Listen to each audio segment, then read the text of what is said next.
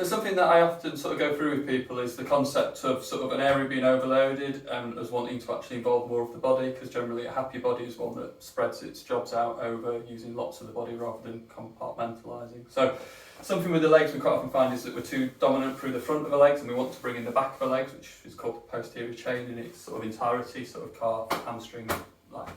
glutes, and then into the back. So a way to sort of feel that, because sort of it's much better if you can feel it for yourself, is to sort of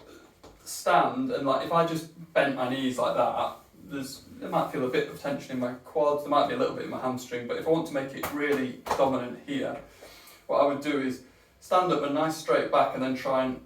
hinge at the hips. So imagine you're folding around the waist, so you keep your back straight and you hinge back. You should feel a nice strong pull down the back of your knees, and then from there, if you bend your knees a bit and keep leaning forward, you'll feel it really pulling on the back of your legs, and that's your posterior chain. So if you're trying to find it, that's the posterior chain. And you can use it as a nice warm-up to sort of warm it up, so standing up